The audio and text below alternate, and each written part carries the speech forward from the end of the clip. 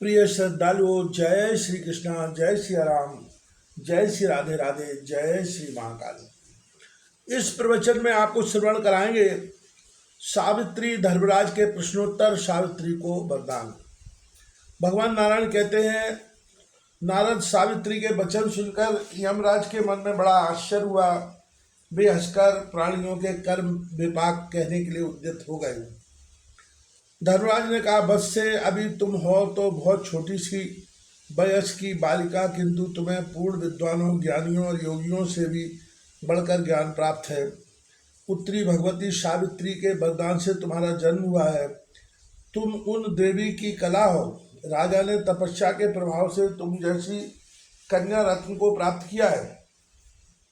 जिस प्रकार लक्ष्मी भगवान विष्णु के, भवानी शंकर के, अदिति कश्यप के, अहिल्या गौतम के, शची इंद्र के, रोहिणी चंद्रमा के, रति कामदेव के, स्वाहा अग्नि के, स्वधा पितरों के, संज्ञा सूर्य के, वरुणानी वरुण के, दक्षिणा यज्ञ के, पृथ्वी बाराय के और देवसेना कार्तिकेय के पास सौभाग्यवती प्रिया बनकर शोभा पाती है। तुम भी वैसी ही सत्यवान की प्रिया बनो। मैंने यह तुम्हें वर दे दिया। महाभागे इसके अतिरिक्त भी जो तुम्हें अभिष्ट हो वह वर मांगो। मैं तुम्हें सभी अभिलषित वर देने को तैयार हूँ। सावित्री बोली, महाभाग, सत्यवान से मुझे 100 औरस पुत्र प्राप्त हों, यही मेरा अभिलषित वर है। साथ ही मेरे पिता भी 100 पुत्रों के जनक हैं। मेरे ससुर को नेत्र लाभ हो और उन्हें पुनः राज्यश्री प्राप्त हो जाए, यह भी मैं चाहती हूँ। जगत प्रभु सत्यवान के साथ में बहुत लंबे समय तक रहकर अंत में भगवान श्री हरि के धाम में चली जाऊं, यह वर भी देने की आप कृपा करें। प्रभु, मुझे जीव के कर्म का विपाक तथा विश्व से तर जाने का उपाय भी सुनने के लिए मन में बहुत कौतूहल हो रहा है, अतः आप यह भी बतावे। धर्मराज ने कहा, महासाध्वी, तुम्हारे संपूर्ण मनोरथ पूर्ण होंगे। अब मैं प्राणियों का कर्म विपाक कहता हूँ, सुनो। शुभ और अशुभ कर्मों के फलस्वरूप जीव भारतवर्ष में जन्म पाते हैं। यही पुण्य क्षेत्र है। पतिव्रते, देवता, दैत्य, दानव, गंधर्व, यक्ष, राक्षस तथा मनुष्य,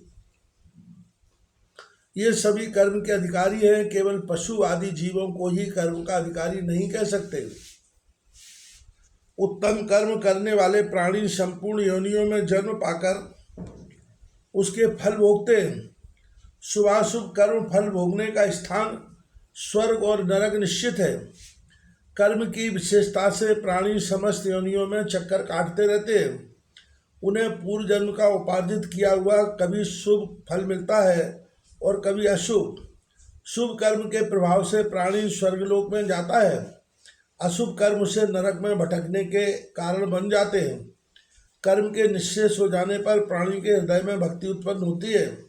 साध्वी भक्ति भी 2 प्रकार की बतलाई गई है, एक निर्गुण और दूसरी माया विशिष्ट ब्रह्म स्वरूपिणी भगवती प्रकृति के प्रति की जाने वाली। पूर्व जन्म का बुरा कर्म प्राणी को दूसरे जन्म में रोगी बनाता है और शुभ कर्म आरोग्यवान। प्राणी अपने पूर्व कर्म के अनुसार दीर्घजीवी, अल्पायु, सुखी दुखी, अंधा और अंगहीन होता है। पूर्व जन्म के उत्तम कर्म के फलस्वरूप दूसरे जन्म में सिद्धियां प्राप्त होती है। देवी, अब विशेष बातें सुनो। सुंदरी, यह अतिशय दुर्लभ विषय शास्त्रों और पुराणों में वर्णित है। इसे सबके सामने नहीं कहना चाहिए। सभी जातियों के लिए भारतवर्ष में मनुष्य का जन्म पाना परम दुर्लभ है। साध्वी, सभी वर्णों की अपेक्षा संपूर्ण कर्मों में विप्र श्रेष्ठ माना जाता है। भारतवर्ष में ब्रह्म पर आस्था रखने वाला विप्र अधिक गौरव का पात्र समझा जाता है। विप्र में 2 भेद हैं, सकामी और निष्कामी। कामना से संपन्न विप्र जगत में प्रतिष्ठा पाता है और निष्कामी भगवान का भक्त बन जाता है। सकामी फल भोगने में व्यस्त रहता है और निष्कामी विघ्न बाधा से रहित होकर भजन भाव में लगा रहता है। साध्वी, ऐसा निष्कामी ध्वज शरीर त्याग कर भगवान के निरापय पद की प्राप्ति का अधिकारी हो जाता है। ऐसे निष्कामी व्यक्तियों को संसार में बार बार आना जाना नहीं पड़ता। द्विभुज भगवान श्री कृष्ण पूर्ण ब्रह्म परमेश्वर हैं। उनकी उपासना करने वाले भक्त पुरुष अंत में दिव्य शरीर धारण करके गोलोक में जाते हैं। सकामी वैष्णव पुरुष उच्च वैष्णव लोगों में जाकर समयानुसार पुनः भारतवर्ष में लौट आते हैं। दो जातियों के कुल में जन्म होता है, वे भी समयानुसार क्रमशः निष्काम भक्त बन जाते हैं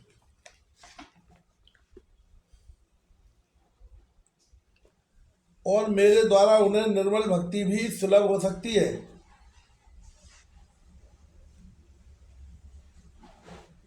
यह निश्चित है।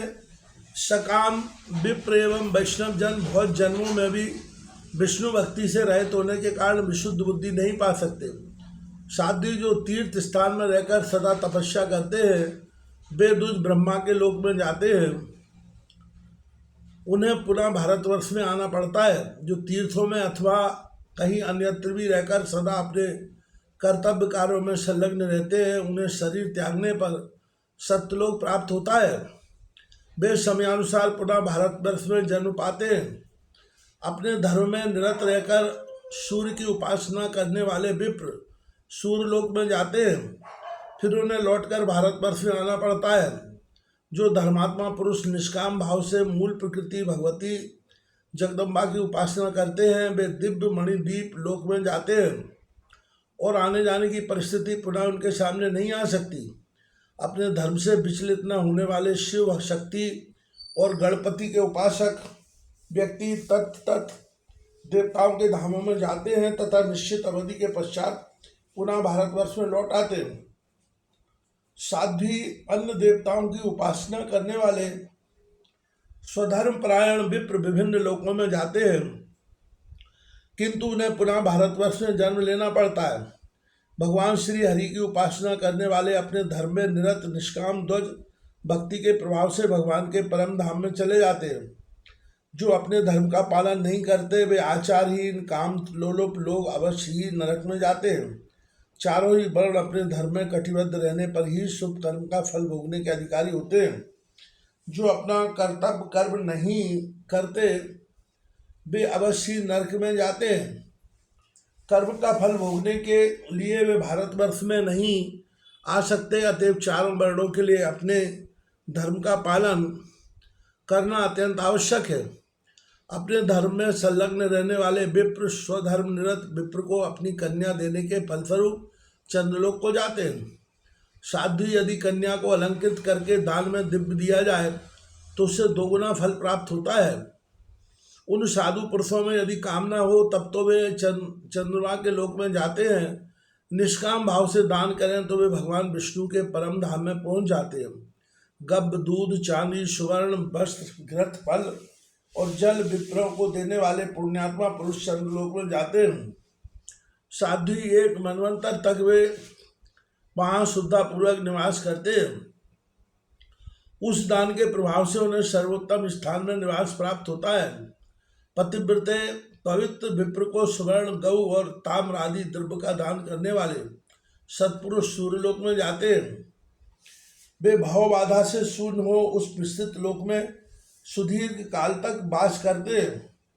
जो विप्रों को पृथ्वी अथवा प्रचुर दान करता है, वह भगवान विष्णु के परम सुंदर श्वेत द्वीप में जाता है और दीर्घ काल तक वहाँ वास करता है।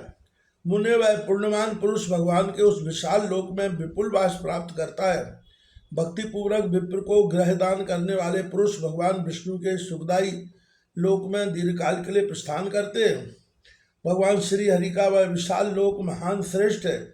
वे उस लोक में उतने दिनों तक रहते हैं जितनी संख्या में उस दान ग्रह के रजाकण हैं। मनुष्य जिस जिस देवता के उद्देश्य से ग्रहदान करता है, अंत में उसी देवता के लोक में जाता है। अपने घर पर दान करने की अपेक्षा राजभवन पर जाकर दान करने से 100 गुना, पवित्र तीर्थ में दान करने से 100 गुना तथा किसी श्रेष्ठ स्थान में दान करने से दुगना फल होता है। यह ब्रह्मा जी का वचन है। समस्त पापों से मुक्त होने के लिए तड़ाक का दान करने वाला व्यक्ति रेणु पर्यंत वर्षों की अवधि लेकर जनलोक में जाता है। बावली का दान करने से मनुष्य को सदा 10 गुना फल मिलता है। वह उस बावली दान से तड़ाक के दान का भी पूर्ण फल प्राप्त कर लेता है। तड़ाक का प्रमाण 4000 धनुष चौड़ा और उतना ही लंबा निश्चित किया गया है। इससे जो लघु प्रमाण में है वह बापी कही जाती है। सतपात्र को दी हुई कन्या 10 बापी के समान पूर्णप्रदा होती है। यदि उस कन्या को अलंकृत करके दान किया जाए तो दुगना फल मिलता है। तड़ाक के दान से जो पूर्ण फल प्राप्त होता है वही उसके जीर्णोद्धार से सुलभ हो जाता है। बापी के कीचड़ को दूर करने से उसके निर्माण कराने जितना फल होता है। पतिव्रते जो पुरुष पीपल का वृक्ष लगाकर उसकी प्रतिष्ठा करता है वह हजारों वर्षों के लिए भगवान विष्णु के लोक में जाता है। सावित्री जो संपूर्ण प्राणियों के लिए पुष्पोद्यान लगाता है वह 10,000 वर्षों तक ध्रुवलोक में स्थान पाता है। पतिव्रते विष्णु के उद्देश्य से विमान का दान करने वाला मानव एक मनवंतर तक विष्णु लोक में वास करता है। यदि वह विमान विशाल और चित्रों से सुसज्जित किया गया हो तो उसके दान से 4 गुना फल प्राप्त होता है। शिविका दान में उससे आधा फल होना निश्चित है। जो पुरुष भक्तिपूर्वक महान श्री हरि के उद्देश्य से देवालय दान करता है वह अति दीर्घ काल तक भगवान विष्णु के लोक में वास करता है। पतिव्रते राजभवन तक राजमार्ग बनवाने वाला सत्पुरुष हजारों वर्षों तक इंद्र के लोक में प्रतिष्ठित होता है। विप्रो अथवा देवताओं को दिया हुआ दान समान फल प्रदान करता है। जो पूर्व जन्म में दिया गया है वही जन्मांतर में प्राप्त होता है। जो नहीं दिया गया है वह कैसे प्राप्त हो सकता है। पुण्यवान पुरुष स्वर्गीय सुख भोग कर भारतवर्ष में जन्म पाता है। उसके क्रमशः उत्तम से उत्तम विप्रकुल में जन्म लेने का सौभाग्य प्राप्त होता है। पुण्यवान विप्र स्वर्ग सुख भोगने के अनंतर पुनः विप्र ही होता है। यही नियम क्षत्रिय आदि के लिए भी है। क्षत्रिय अथवा वैश्य तपस्या के प्रभाव से विप्रत्व प्राप्त कर लेता है। ऐसी बात श्रुति में सुनी जाती है। कितना ही काल क्यों न बीत जाए बिना भोग किए हुए कर्म क्षीण नहीं हो सकते। अपने किए हुए शुभ और अशुभ कर्मों का फल प्राणियों को अवश्य भोगना पड़ता है। देवता और तीर्थ की सहायता तथा काय व्यू से प्राणी शुद्ध हो जाता है। साध्वी ये कुछ बातें तो तुम्हें बतला दी, अब आगे और क्या सुनना चाहती हो।